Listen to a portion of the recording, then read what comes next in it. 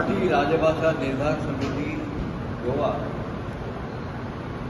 या पत्रकार परिषदेत सर्व पत्रकार मित्र प्रिंट आणि डिजिटल या सर्वांचे मनपूर्वक स्वागत करतो।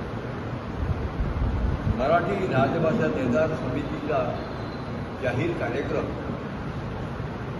शनिवार दिनांक 11 एप्रिल रोजी संध्याकाळी 4 वाजता आयोजित केलेला आहे आणि त्या कार्यक्रमाची रूपरेषा आणि त्या कार्यक्रमासंबंधीची माहिती सर्वांपर्यंत पोहोचावी यासाठी या पत्रकार परिषदेचं आयोजन केलेलं आहे। मराठी राजभाषा निर्धार समितीतर्फे जनजागृती व्हावी, मराठी माणसातील मराठी प्रेम जागृत व्हावं यासाठी समितीतर्फे अनेक कार्यक्रम हाती घेण्यात आले आहेत। त्यात 7-8 युवा मेळावे, 15-16 मातृ मेळावे, 18 प्रखंडातील 6 प्रखंडासाठी 11 एप्रिलची ही जाहीर सभा होणार आहे आणि या सभेत मराठी मनं जागृत करण्यासाठी आमचे नेते आणि विविध भागातील प्रखंड प्रमुख उपस्थित राहणार आहेत आणि जनजागृती करण्याचं काम करणार आहेत। मराठीला राजभाषेचं स्थान मिळावं यासाठी ही जागृती आणि मोठ्या संख्येने सरकारला समजावं की बाबा किती जणांना मराठी राजभाषा झालेली पाहिजे आहे समजावं यासाठी हे आमचे प्रयत्न आहेत आणि त्यासाठी सर्वांनी मोठ्या संख्येने उपस्थित राहावं।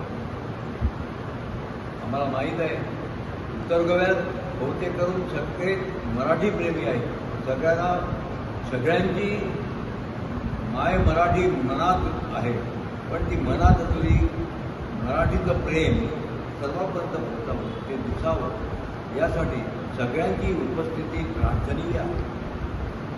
आपशातीलच नव्हे तर उत्तर गोव्यातील सगळ्या लोकांनी आपण मराठीच आहोत, मराठी राजभाषा झाली पाहिजे या निर्धाराने या जाहीर सभेत उपस्थिती लावावी असं नम्र आवाहन मी करतो आणि आमच्या व्यासपीठावरील मनस्थिती स्वागत। सर्व पदाधिकारी जे मंचावर बसले त्यांचा मी थोडक्यात परिचय करून देतो। श्री नारायण राठोड सर, बारदेस प्रखंड अध्यक्ष, सुनील मेहतर सर, श्री बारदेस प्रखंड उपाध्यक्ष म्हणून जबाबदारी, आणि अभय सामंत सर, उत्तर गोवा समन्वयक म्हणून त्यांच्याकडे जबाबदारी आहे, आणि रोशन सामंत, गोवा राज्य मराठी मातृशक्ती प्रमुख म्हणून जबाबदारी आहे, सहमातृशक्ती प्रमुख, आणि श्रीविद्या डिचोलकरजी, उत्तर गोवा मातृशक्ती प्रमुख म्हणून त्यांच्याकडे जबाबदारी आहे, विनायक चारी सर, गोवा राज्य युवा शक्ती प्रमुख म्हणून जबाबदारी, प्रणव बाडावरकरजी, उत्तर गोवा युवा शक्ती प्रमुख म्हणून जबाबदारी आहे, आणि मुकुंद कौटनकर सर, डिचोली साखळी प्रखंडाचे समन्वयक म्हणून जबाबदारी आहे, आणि घनश्याम कुकराडकर सर हे डिचोली प्रखंडाचे सदस्य, आणि सगळ्यात शेवटी मी अमोघ गजानन लोटलीकर, बारदेस प्रखंडाचा युवा प्रमुख, आणि वसंतजी केळकर सर हे उत्तर गोवा संयोजक म्हणून जबाबदारी।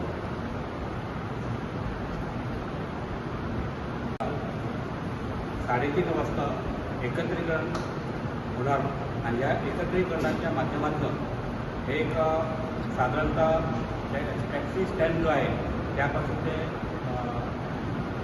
महात्मा गांधी चौक आहे तिथला फेरी घेऊन नंतर ते लोहिया मैदान जे आपले आहे शेजारी त्या ठिकाणी एकत्रीकरण होणार आहे आणि हा कार्यक्रम तसा उत्तर गोमंतक असा म्हणून आपण घेतो आहे आणि या कार्यक्रमाला साधारणतः डिचोली, साखळी, म्हापसा, ऑर्डोरे आणि बारदेस सगळा परिसर याला अपरिचित आहे. बार्देसमध्ये साधारणतः देवी मंडळ आहे, हडोळा मंडळ आहे, कोलवा मंडळ आहे, चिवोली मंडळ आहे, कलंगूट मंडळ आहे. या सगळ्या भागातनं आपले कार्यकर्ते यावे, सगळी जनता एकत्रित राहावी असा प्रयत्न आहे. त्या ठिकाणी कोपरा बैठका, लहान लहान सगळ्या भागातनं उपस्थित व्हावे असा प्लॅन. ह्याच्यामध्ये आणखी एक सांगायचं म्हणजे बांद्रे आणि पेंडे हा जो प्रमुख भाग जो आहे हा पण याच्यामध्ये आपण समाविष्ट केलेला आहे. आणि या भागातलं भरपूर संख्या उपस्थित राहावी हा असा कार्यक्रम आहे. आपल्या गोव्यामध्ये मराठी राज्यभाषेला डावलून आज राज्यकर्ते ज्या पद्धतीने काम करतात ते पाहून खरंच त्यांची कीव करायची वाटते. भाऊसाहेब बांदोडकरांपासून ते आतापर्यंत आपण त्याची सगळी सविस्तर माहिती गोळा केली तर राज्यभाषा गोव्याची ही मराठीच व्हायला पाहिजे होती. दुर्दैव सगळ्या काही राजकारण्यांनी खच खाल्ली याच्यामध्ये आणि आपल्याला त्याच्यापासून आपल्याला खूप दूर लोटलं गेलं. परत एकदा सगळे जनतेकडे आपण जात आहोत. या जनतेच्या माध्यमातून असा एक कौल आपण सरकारला देऊ की ज्या कारणे सरकारला भाग पडू की आपली राज्यभाषा कोकणीबरोबर मराठी ही राज्यभाषा ही झाली पाहिजे असा आपला प्रयास आहे आणि त्या दृष्टीने आपला प्रयत्न चालू आहे. आणि या प्रयत्नांना सगळ्या भागांना उत्कृष्ट प्रतिसाद मिळतो आहे. यानंतर या कार्यक्रमाची सगळी माहिती रोशन नमस्कार. तर गोव्याचा जो मेळावा आहे त्याची माहिती मेकर सरांनी दिली आहे. थोडीशी पार्श्वभूमी सांगावीशी वाटते की हे सगळा एवढा प्रपंच कशासाठी चाललं आहे. 1987 ॲक्च्युली खरं तर राजभाषा ही स्वातंत्र्य मिळाल्या व्हायला पाहिजे होती, पण त्यालासुद्धा खूप वर्ष घेतली आणि 1987मध्ये राजभाषेचा कायदा आणला आणि करून केली कोकणी या भाषेला राजभाषा केली. कोकणी राजभाषा केली याच्याबद्दल आमचं काही म्हणणं नाही, पण त्यावेळेला सुद्धा कोकणीची आणि मराठीची जर तुलना करायची झाली तर कशी करता येईल की कोकणीतल्या शाळा कमी, कोकणीचं वर्तमानपत्र नाही, कोकणी फक्त बोलली जाते, त्याचं वाङ्मय नाही, त्याचं साहित्य नाही. आणि 1987मध्ये आणि अशा वेळेला मराठीचं 9 वर्तमानपत्र, 70,000हून जास्त विद्यार्थी मराठी माध्यमातून शिकणारे, सगळं साहित्य जास्तीत जास्त साहित्य गोव्यातच साहित्य जास्तीत जास्त मराठीतनं निघणारं आणि असं असताना सुद्धा मराठीला डावलून काही कारणास्तव कोकणीला फक्त राजभाषा केली. आता ती जी राजभाषा झाली ती झाली, त्याच्याबद्दल आमचं काहीच म्हणणं नाही, परंतु मराठीला राजभाषा का करायची नाही याचं उत्तर जर कोणी दिलं तर आमचंही काम सोपं होईल. त्याचं उत्तर मात्र कोण देत नाही की मराठीला राजभाषा का नाही करायची, फक्त विरोध केला जातो. आता मराठी राजभाषा निर्धार समितीचं काम वाढीस लागलं. म्हणजे आता आपण उत्तर गोव्याचा मेळावा घेतोय तसाच मडगावला दक्षिण गोव्याचा होणार, परवरी आणि पणजी प्रखंडाचा एक वेगळा होणार आणि एक कोंड्याला होणार मध्य गोव्याचा. असे 4 मेळावे होणार की ज्याच्यातनं सरकारच्याही लक्षात येईल की खूप लोकांची म्हणजे गोव्यातल्या जास्तीत जास्त लोकांची मागणी आहे की मराठी ही राजभाषा व्हावी. बरीच मंडळी आहेत की जी घराबाहेर पडण्याचा पर्याय घेत नाही, घरात बसून राहतात. 1 to 1 किंवा एक समोरासमोर बोललं की म्हणतात की मराठी राजभाषा व्हायला पाहिजे, सगळं आम्ही मराठीतच लिहितो, अमुक मराठीत करतो, तो व्हायला पाहिजे.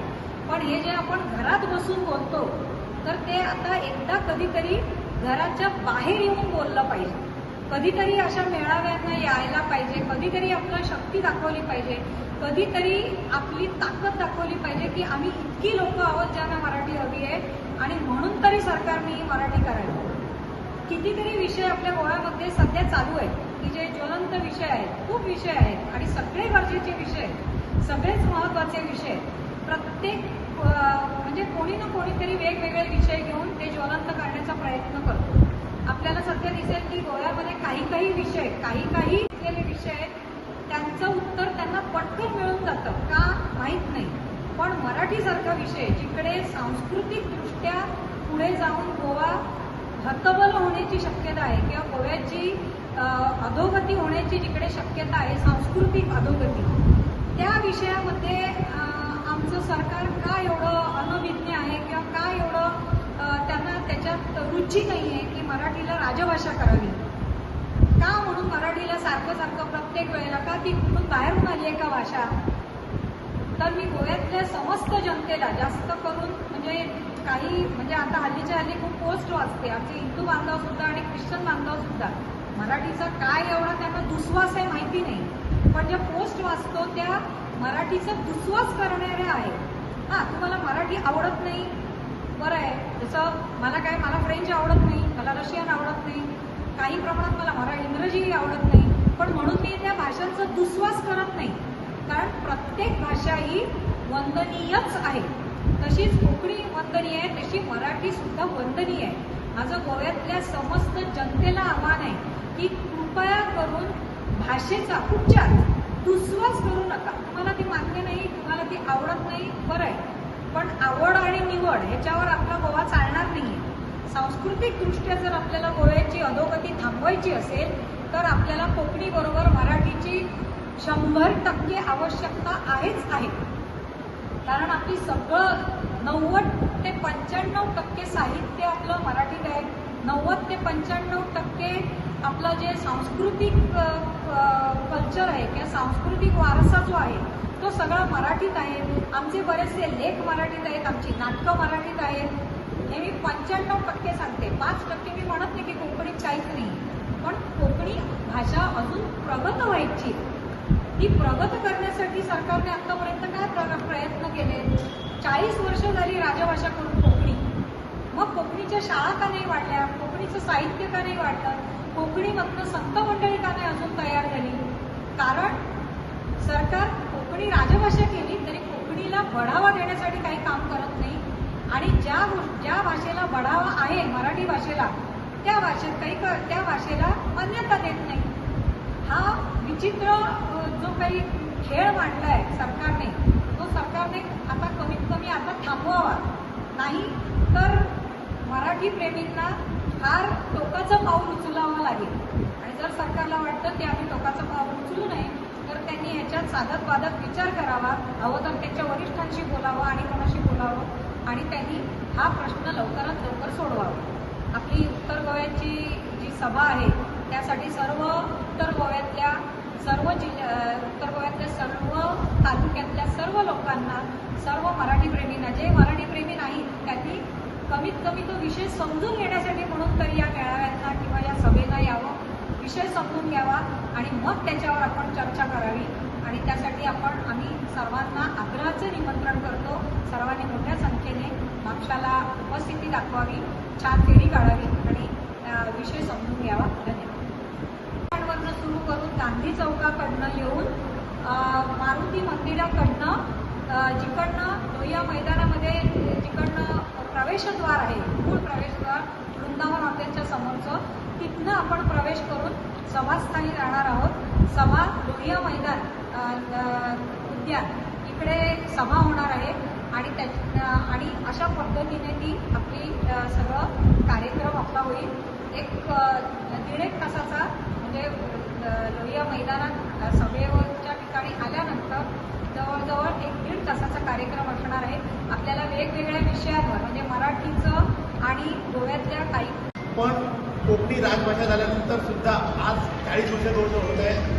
गोव्यात केवळ एकमेव वृत्तपत्र प्रकाशित होतं आहे, जेमतेम भंगरभूमी म्हणून, त्याच्याबरोबर अजून एक कुठंतरी होतं. अशा 1-2 वर्तमानपत्र ती म्हणजे प्रकाशित करण्याचा प्रयत्न झाला, पण ती पुढे गेलीच नाही. जास्त त्याचे वाचक पण नाही. त्याला एकमेव कारण आहे, कारण कोकणी बोलणं सोपं आहे, पण कोकणी लिहिणं आणि वाचणं तेवढंच महाकठीण आहे. म्हणून कोकणीच्या प्रगती झाली नाही, अशी साहित्यिक प्रगती म्हणा किंवा वाचनीय प्रगती झाली नाही. आजही गोव्यामध्ये कोकणीच्या शाळा 60च्या वरती नाही आहे. गेली 40 वर्ष कोकणी राजभाषा झाली, पण अजूनही सरकारच्या अनास्थेमुळे अनेक मराठी शाळा, सरकारी मराठी शाळा बंद पडत आहेत. पण तरीसुद्धा आजच्या काळात, आजच्या वेळेला 700 ते 800 मराठी शाळा चालू आहेत. याच्यातून सगळ्यांच्या लक्षात येतं की मराठी किती गोव्यामध्ये मान्य आहे, प्रगल्भ आहे आणि सगळ्यांच्या वापरात आहे. म्हणून सरकारला विनंती आहे की एवढ्या लोकांचा सहभाग मराठी एकंदरीत याच्यामध्ये प्रवाहामध्ये जर आहे तर ती कोकणीबरोबर राजभाषा करावी. अनेक राज्यांची राजभाषा 1, 2, 3 अशा त्या त्या परिस्थितीप्रमाणे आहेत. गोव्याच्या सरकारने त्याचा विचार करावा आणि गोव्यातही कोकणीबरोबर मराठी ही राजभाषा घोषित करावी, जेणेकरून सगळ्यांना आपल्या पद्धतीने काम आणि